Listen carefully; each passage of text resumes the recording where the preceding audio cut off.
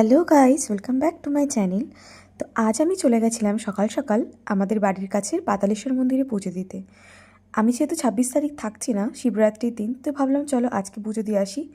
তো প্রথমেই তো গিয়ে দেখি আজ মন্দিরটা বেশ ফাঁকাই ছিল, যেহেতু শনিবার ছিল। তো গিয়ে খুব ভালো মতো পুজো দিলাম। আর এটা হচ্ছে আমাদের পাতালেশ্বর বাবা। তো আমি ফার্স্টে গিয়ে দেখি মন্দিরে শিবরাত্রির জন্য কাজ এখনও চলছে। মন্দির প্রায় ভাঙচুর করা হচ্ছে, নতুন করে করা হবে। তো আমি সেখান থেকে পুজো দিয়ে বেরিয়ে পড়ি এবং চলে যাই আমাদের ব্যাসপুর মন্দিরে। সেই মন্দিরটার ডিস্টেন্স খুব একটা বেশি দূর না পাতালেশ্বর থেকে, কিছুটা রাস্তা গিয়েই।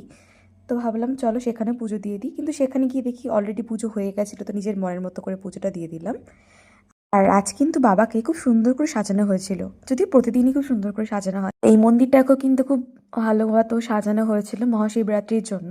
তো মনটা একটু খারাপই লাগছিল, যেহেতু মহাশিবরাত্রির দিন থাকতে পারছি না।